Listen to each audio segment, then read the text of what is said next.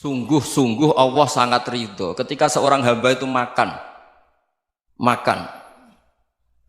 ketika sesuap nasi dia muji Allah, ketika minum seteguk nasi dia muji Allah. Itu kalau orang diridhoni Allah itu wali betul. Itu untuk jadi wali itu gampang, kamu makan ridho, kamu nginjak buminya Allah ridho seneng, kamu hidup keseharian aman seneng. Nah ini supaya sampean kita semua ngaji betapa panduan Rasulullah untuk menggapai ridho Allah itu banyak yang keseharian sekali. Saking kesehariannya banyak dalam hadis dan itu sahih. Nabi menyebut hal-hal yang keseharian. Hatta ma tas'alu fi fimra'atika, kamu punya uang kemudian istri kamu bisa makan itu ibadah. Bahkan sebagian ibadah itu dicontohkan Nabi yang akhirnya diprotes sahabat. Yaitu wa fi buti ahadikum sedekah, kamu menggauli istri kamu itu ya sedekah. Sampai sahabat bilang yang benar ya Rasulullah. Ayati ahaduna syahwatahu wa huwa lahu ajrun. Masa urusan biologis, urusan syahwat kemudian dia dapat pahala. Nabi menjawab, alaysa lawadu'aha fi haramin akana alaihi wisrun. Bagaimana kalau dia meletakkan ke yang tidak benar itu kan dosa. Nah, hal-hal seperti ini yang saya ingin teman-teman semua. Saya juga agak ingin ngaji demi Anda juga agak ingin. Itu dosa sekali ngaji kok pesanan kelompok tertentu itu enggak boleh. Islam itu untuk semua. Jadi ya cuma karena di depan saya jenengan ya seakan-akan jenengan korbannya. Itu ada ilmunya dalam usul fikih itu. Jadi orang itu harus ngaji usul fikih.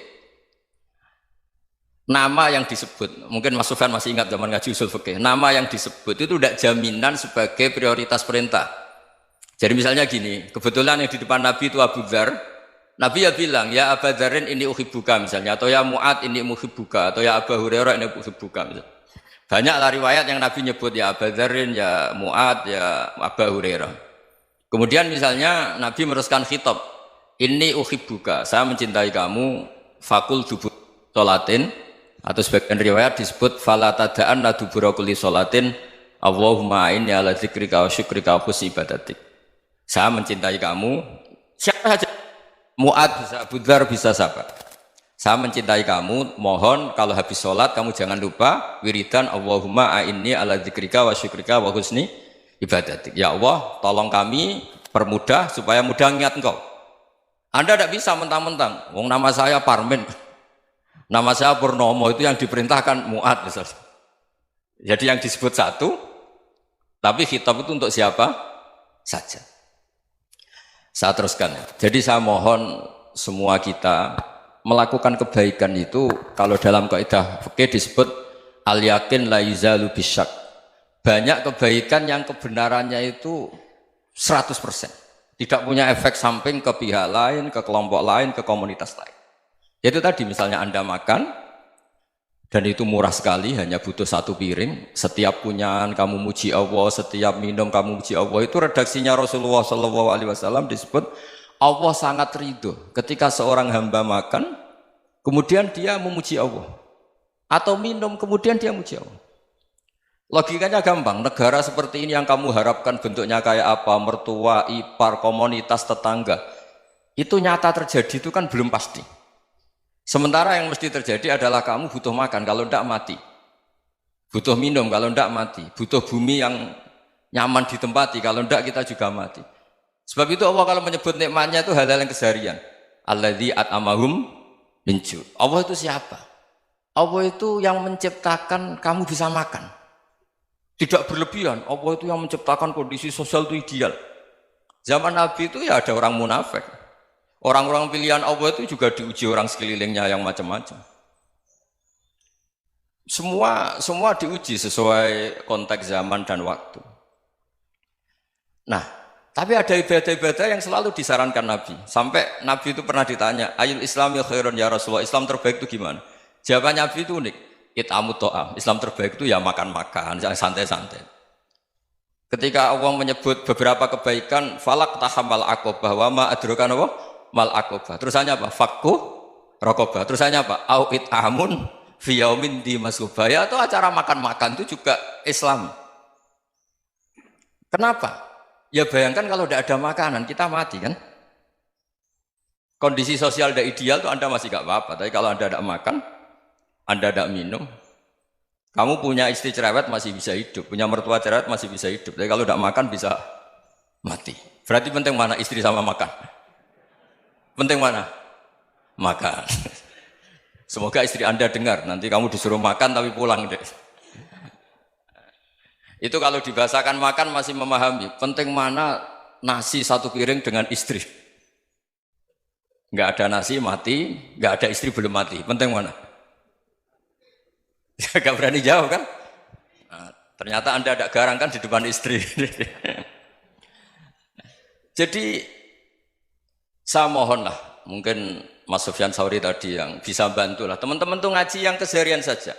Karena kita nyari ridha Allah itu berdasar firman Allah. Dan firman Allah itu menyebut keseharian tuh riang, gampang. Yaitu tadi misalnya wa min ayatihi manamukum bil laili wan nahar. Termasuk ayat-ayat Allah itu kamu tidur. Maka dulu itu ada guyonan, ada tokoh Mu'tazilah, kelompok dalam Islam yang berpikir manusia itu bisa menentukan ikhtiarnya sendiri. Karena saya bisa duduk, ingin berdiri, berdiri. Karena kelompok ini nggak terima kalau semua kehendak Allah, nanti bagaimana kalau semua kehendak Allah kok ada hisab ya, ada sanksi. Lucunya itu dia akhirnya, ini cerita ya, mencintai seorang perempuan, cantik sekali. Dan itu dia menjadi ahli sunnah itu oleh hal-hal yang sepele. Karena istrinya cantik, ya namanya suami istri hubungan intim. Terus ditanya, Mas, masih ingin lagi? Masih. Silahkan diulang lagi. Wah ya tidak bisa. Katanya manusia bisa menentukan yang diinginkan. Itu tobat itu. Itu nggak bisa ditobatkan Mas Sufyan Ats-Tsauri. Orang cantik yang mudah nobatkan orang itu orang cantik. Segampang itu.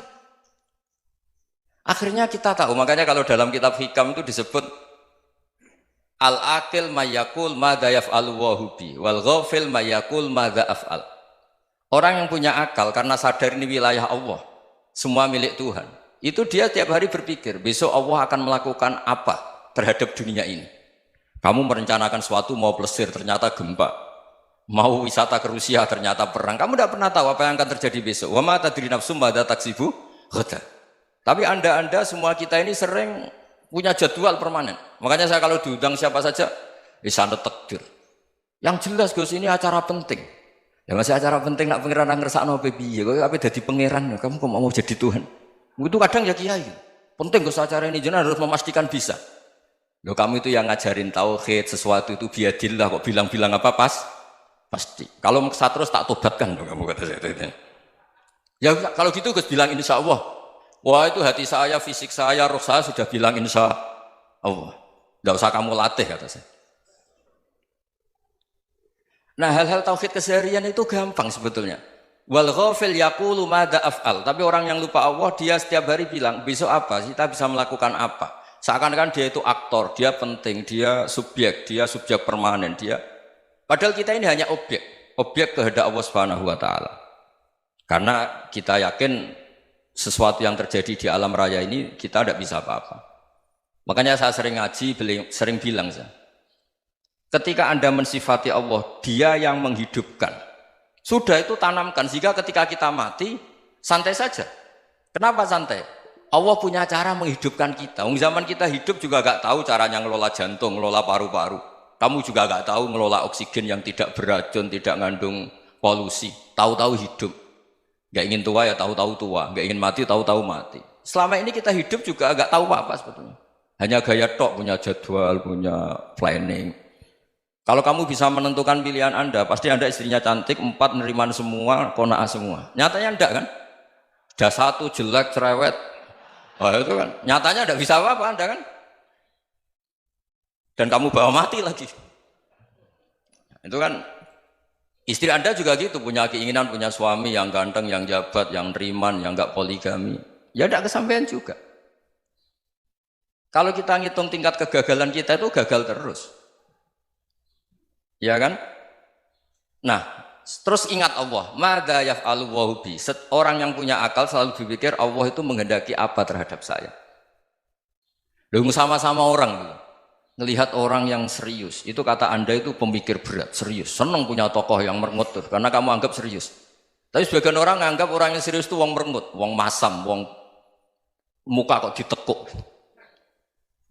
Jadi sama Itu hati ya muqallibal qulub tsabbit qalbi ala dini. Karena kita nggak tahu cara berpikir kita tentang orang lain, tentang sekeliling kita. Misalnya kita orang baik yang jenis ngrumat fakir miskin. Ada orang bangun masjid mewah itu janggal. Apa artinya masjid mewah kalau banyak orang kelaparan? Tapi kalau yang jenis pendidikan apa artinya masjid mewah kalau tidak bisa ngaji? Nanti yang jenis infrastruktur apa artinya ini kalau semuanya punya sudut pandang yang berbeda-beda. Dan Islam mengapresiasi semua kebaikan. Tapi katakan semua kebaikan itu adalah kehendak Allah Subhanahu wa taala. Karena apapun baik Anda itu pakai fasilitas yang diberikan oleh Allah Subhanahu wa taala. Sehingga ini yang disebut qulillah tsumadarhum fi khawdihim yal'abun. Ya kembali tadi ke tema-tema bahwa keseharian Anda ini sudah Islami. Saat Anda tidak bisa melakukan apa saja. Saya sering ada jenazah, biasanya kalau tetangga meninggal saya sering disuruh ngelepas. Saya bilang orang ini baik karena sering ngelamun di rumah, sering nganggur di rumah. Ditanya sama anaknya, kenapa Gus nganggur baik? Ya kalau dia nganggur artinya juga agak berbuat sesuatu yang maksiat kan? Ya kan? Orang nganggur di rumahnya ya tidak bunuh orang, tidak maling, tidak korupsi, ya namanya nganggur di rumah. Lah cuma istri cara pandang nganggur gak menghasilkan uang itu. Tapi juga gak menghasilkan kriminal kan? Jadi sebenarnya Islam itu makanya kalau sampai ngaji usul fikih itu ada kitab usul fikih namanya Lubul Usul, itu terkenal sekali di pesantren itu. Itu kalau ngapresiasi keseharian itu luar biasa. Izma min mubahin illa wa yatahaqqaqu bihi tarku haramimma. Karena keseharian yang mubah saat Anda lakukan itu ada kehebatan yang luar biasa, yaitu meninggalkan haram. Makanya dulu banyak orang-orang alim ketemu temannya itu guyon sampai semalaman. Itu biasanya yang semangat Islam itu kiai kok tidak tahajud, kiai kok tidak witir. Orang yang sedang mapan uangnya banyak, malam itu tidak kelayaban itu sudah luar biasa. Melawan nafsu supaya tidak maksiat itu sudah luar biasa. Supaya lupa guyon sama temannya semalaman sampai subuh.